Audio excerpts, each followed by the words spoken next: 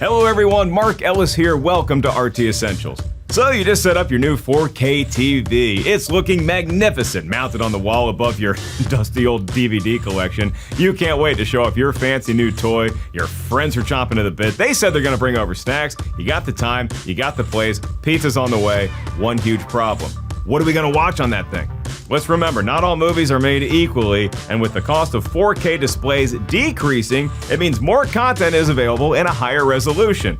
So long, 1080p, you had a good run, but your 1920 horizontal pixels and 1080 vertical pixels, they ain't cutting it anymore, especially since 4K has 4 times that number of pixels, and popular streamers like Disney Plus and Netflix are constantly pumping out new releases in ultra high definition. Even classic films are getting a 4K restoration, and it's like seeing them again for the first time. Are we just talking about pixels today? Oh no, we do get to highlight movies that were beautifully shot and perfectly showcase your new 4K device. A lot of hard work went into giving you the ultimate in-home experience, and I think you'll agree it was all worthwhile. Let's dig in glorious 4K. Dunkirk.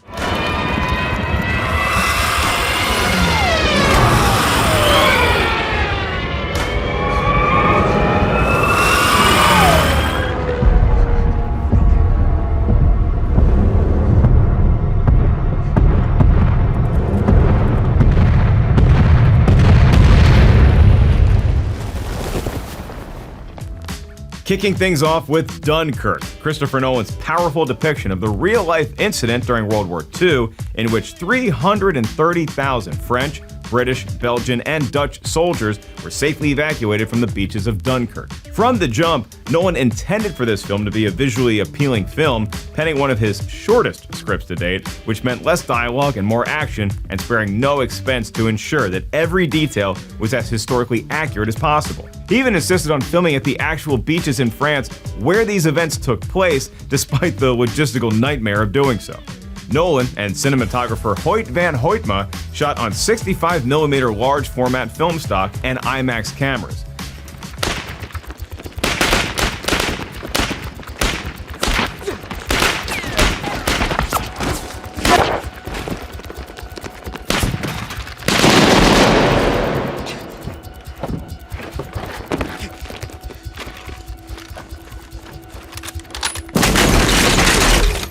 This was actually Nolan's first film to be shot entirely on large format film, a decision that added many layers of difficulty to an already challenging production. For starters, IMAX cameras are notoriously large, heavy, and loud, and as you can imagine, it ain't something you want to bring to the beach. I know people that won't even bring their cell phones to the beach, let alone a camera worth $500,000. Nolan also used as many practical effects as possible, which meant employing thousands of extras and finding period-accurate ships and planes. There were also cardboard cutout props of soldiers and vehicles so that everything could be captured in camera as opposed to relying on CGI. Nolan and his crew went to unprecedented lengths to make this one of the most visually stunning films of all time. So throw it up on your 4K TV, you will not be disappointed. Hey, did I mention Harry Styles is in it? Yeah, he makes the film look even better. I'm just saying. Blade Runner 2049. Don't you love me?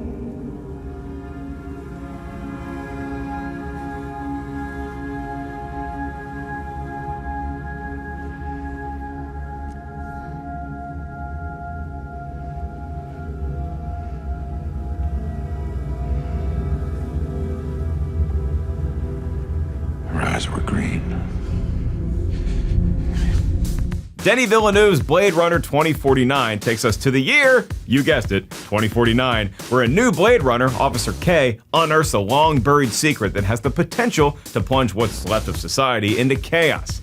As I'm sure most of you are aware, this film is a sequel to the 1982 film Blade Runner, directed by Ridley Scott, which was also lauded for its visuals, so as you can imagine, there's a lot of anticipation leading up to the sequel 35 years in the making. To make this movie as visually impressive as possible, Villeneuve teamed up with legendary cinematographer Sir Roger Deakins, whose work includes The Shawshank Redemption, Skyfall, 1917, and 2 other Villeneuve films, Prisoners and Sicario. For 2049, Deakins insisted on using a single camera setup, shooting in 1.55:1 aspect ratio from one Arri Alexa XT Studio camera assisted by dollies and crane arm.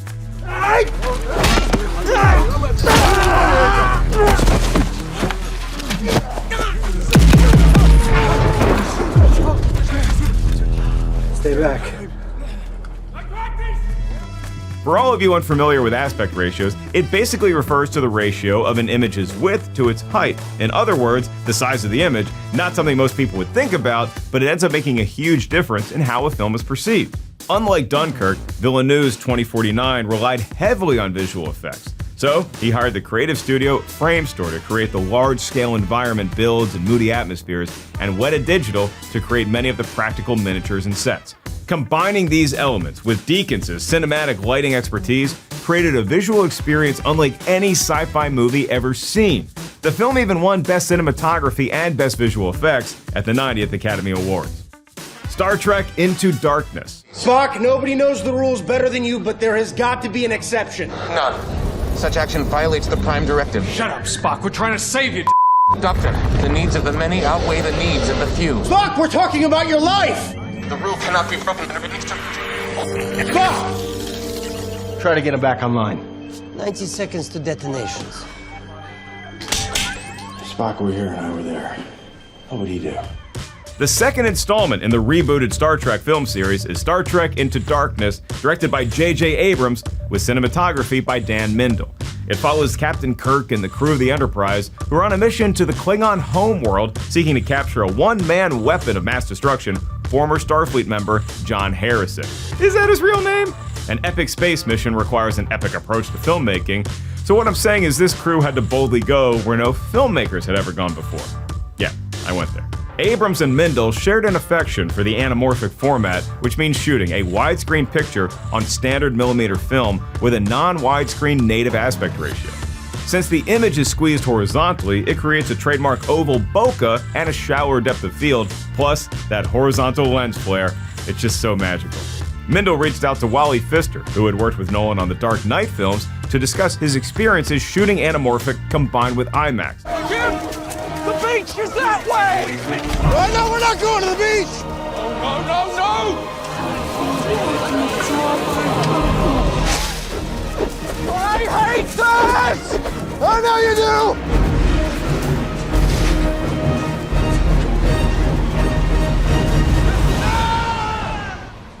Naturally, Pfister and Nolan started lobbying for Abrams to shoot in a similar manner for Into Darkness, which he did. Abrams and Mindel shot 35mm for all interior scenes and 65mm for the exteriors so that the transitions wouldn't be as distracting.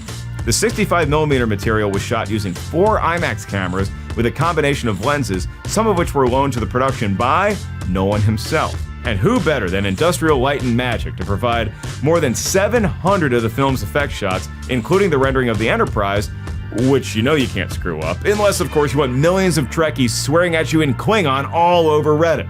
ILM also rendered the interior and exterior shots of the volcanic planet Nibiru, which were straight fire. Sorry, but it was.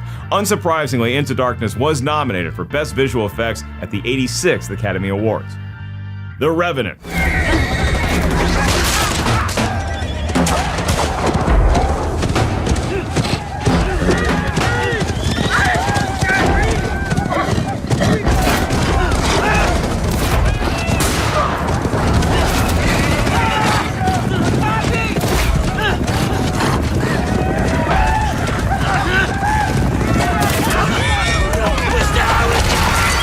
2015's The Revenant was co-written and directed by Alejandro González Iñárritu with cinematography by Emmanuel Lubezki, aka Chivo.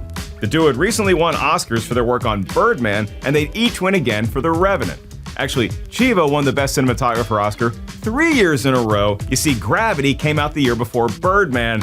The guy's good. For The Revenant, Alejandro and Chivo utilized a similar shooting style as Birdman, carefully rehearsing and choreographing each scene to tell a story with as few cuts as possible. Alejandro relied on a single camera with no dolly, his signature move. This allowed the director to get extremely close to the actors and action, and the audience as a result feels more connected to what we're seeing. Though the filmmakers originally intended to shoot on film, the harsh weather conditions proved to be too much for such sensitive equipment, so they switched everything over to digital.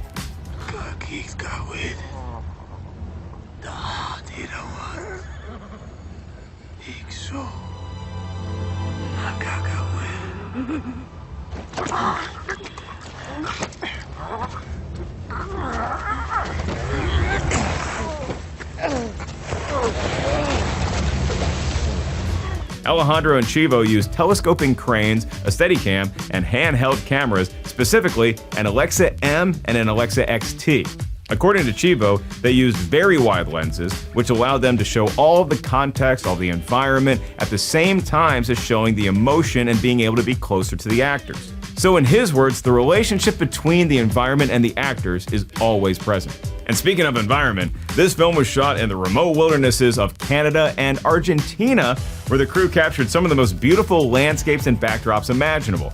But such beauty came at a price, as the crew and cast had to endure harsh conditions like freezing temperatures and icy rivers. Additionally, much of the gear had to be transported on sleds and snowmobiles or hiked in. And poor DiCaprio had to fight a bear! You seen the movie? Scary! It did win him his first Oscar for Best Actor, so I would say that's somewhat bearable. I couldn't help myself. Lawrence of Arabia. He is dead. Yes. Why? This is my well. I have drunk from it. You are welcome. Many of the directors and cinematographers on this list took inspiration from David Lean's classic Lawrence of Arabia, the epic tale of T.E. Lawrence and his experiences in Arabia during the First World War. This being the oldest film on our list, I don't really have to explain that CGI wasn't exactly possible back then, and there weren't even a fraction of the camera and lens options available today, so Lean and cinematographer Freddie Young deserve that much more credit for creating what is widely regarded one of the best films ever made. For the desert scenes, the crew shot in Jordan, Morocco, and Spain, with most of the other exteriors and the interiors also being shot in various regions of Spain. Only two kinds of creature get fun in the desert: Bedouins and gods, and you're neither. Take it from me. For ordinary men, it's a burning, fiery furnace. No, Dryden. It's going to be fun. It is recognized that you have a funny sense of fun.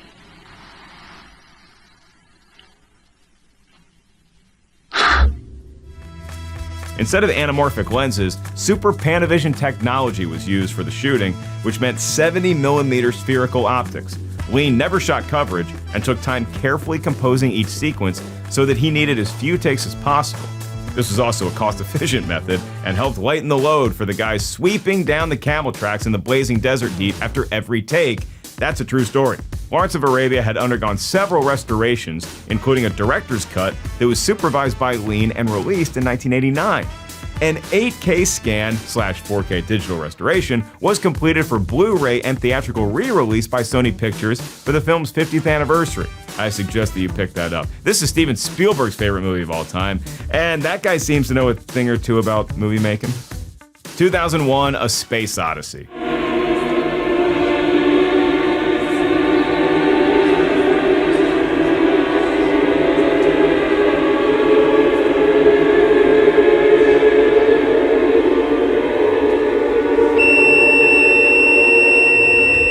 Next up, one of the most influential sci-fi films ever made, 2001: A Space Odyssey, directed by Stanley Kubrick, with cinematography by Jeffrey Unsworth. Unlike many of the other films on this list, Kubrick shot almost entirely on sound stages. For obvious reasons, it's kind of difficult to shoot on location in outer space.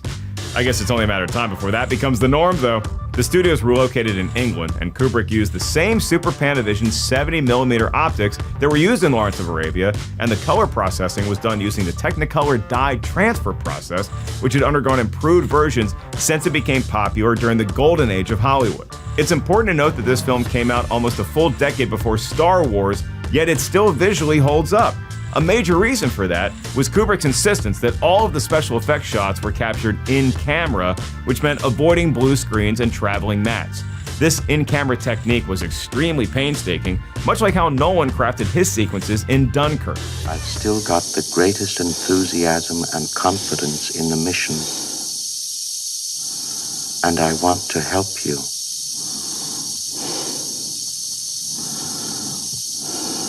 Dave. Stop.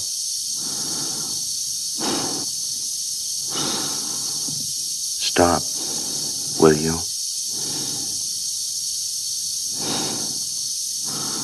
Stop, Dave. The crew had to build these large models, like the Discovery 1 spacecraft, which stretched 55 feet across. Additionally, Kubrick spent $750,000 to construct a giant rotating wheel that could house the sets, which gave viewers the illusion that the ship was spinning, but it wasn't all an illusion after all. These are only a fraction of the techniques that Kubrick pioneered, many of which would become the industry standard. For the film's 50th anniversary, new 70mm prints were struck from the original film negatives and restored, a process that was carried out under the supervision of, guess who? Christopher Nolan. Spider-Man Into the Spider-Verse. What did you say your name was? Dr. Olivia Octavius.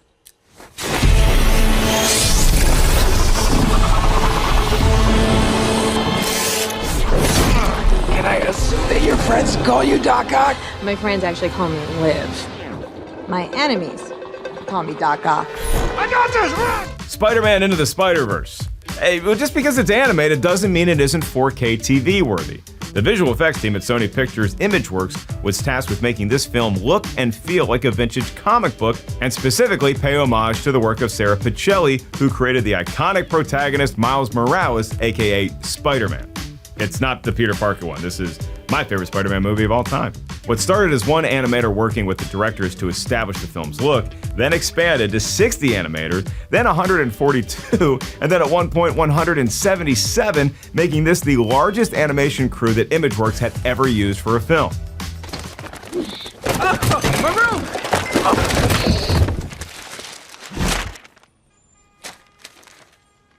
Why is this happening? Please stop sticking. Please keep Wait. How could there be two Spider-Men? There can't be two Spider-Men. Can there? The directors wanted each frame to look like a painting when paused, staying true to the comic book style, so the animators had to come up with clever ways to do so, like taking rendered CGI frames and working on top of them in 2D. Additionally, colors were deliberately misaligned, as if they had been slightly misprinted, which is common in the ink printing of real comics. It took a team of highly skilled superheroes to bring Into the Spider-Verse to life, but it paid off because it was a box office smash and won Best Animated Feature at the 91st Academy Awards. Mad Max Fury Road. What's up? What's up?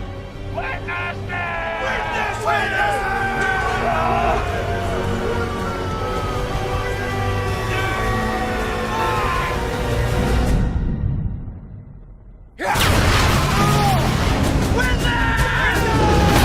Director George Miller and cinematographer John Seale teamed up for the post-apocalyptic reboot Mad Max Fury Road. This film is non-stop action from start to finish. You barely have time to reach for your popcorn or check your TikTok, since now you're watching this at home. Please don't do that. Seale, who had worked on the legendary films The English Patient and The Perfect Storm, actually came out of retirement to do Fury Road. Him and his crew decided to shoot digitally on several Arri Alexa cameras, his first time not shooting on film, which he felt was appropriate given the harsh working conditions. You know, the sandstorms, the extreme heat, all that fun desert stuff.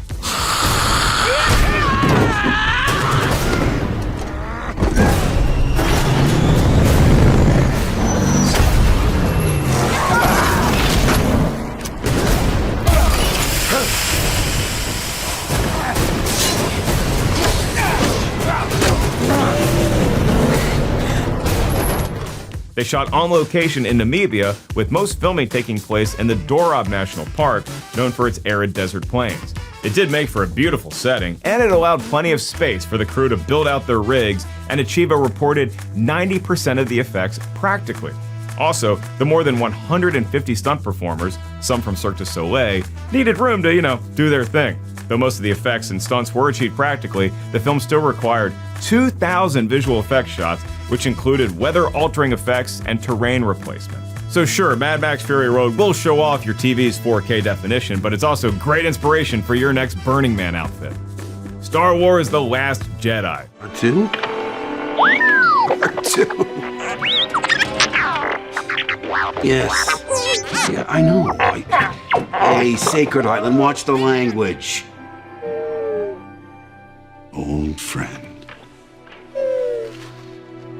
I wish I could make you understand. But I'm not coming back. Nothing can make me change my mind. Star Wars The Last Jedi was written and directed by Rian Johnson, with cinematography by his go-to right-hand man, Steve Yedlin.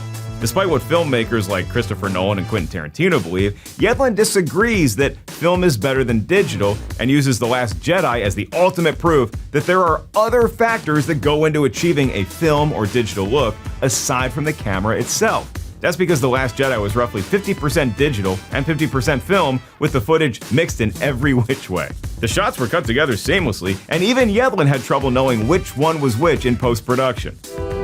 I failed you, Ben.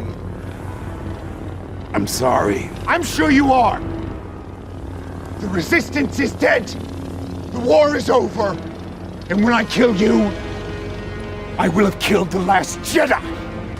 125 sets were created on 14 sound stages at Pinewood Studios in England, and this film used more practical effects than any other Star Wars feature to date, with roughly 200 creatures created, including a puppet Yoda, like in The Empire Strikes Back. Additionally, Yedlin used RE Sky Panel LED lights throughout the course of the shoot, often in large arrays where they were able to change the colors and even place scenes mathematically. Beautiful lighting, stunning locations across England, Ireland, Croatia, and Bolivia, and Yoda crafted like the good old days of Empire Strikes Back. You gotta see this one in 4K. The Matrix. How about I give you the finger, and you give me my phone call? Oh, Mr. Anderson.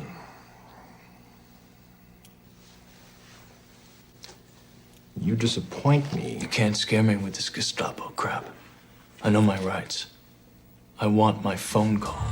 Last but certainly not least is The Matrix, written and directed by the Wachowskis with cinematography by Bill Pope. This one changed it all. The premise, the characters, their clothing choices, the groundbreaking wire work and choreography, visual effects that were so innovative, they make me question whether we're all just living in some sort of simulation. But the one thing that stands out about this film the most is the overall look, that extreme stylization. The green hues, the stark contrast of the bluish real world, the dark comic book feel that looms throughout the whole movie, it all leaves a lasting impression, even without the technical feats, and those are plenty as well.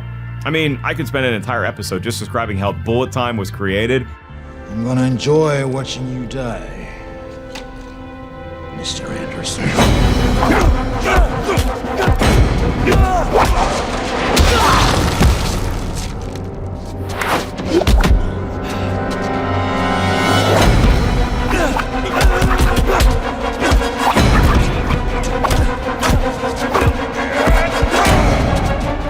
I could spend another episode just diving into the 3-minute lobby shootout scene, which took 10 days to film and was achieved without CGI.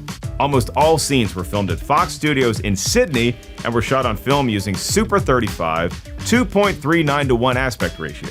For the film's 20th anniversary, the original camera negatives were pulled from the vault and scanned in 4K with HDR Dolby contrast and color toning supervised by Bill Pope himself. If you haven't seen that version, I suggest you get to it. But hey, I can only show you what you want to watch. You're the one that has to hit the button. And that concludes our list of the most visually stunning movies for 4K TVs.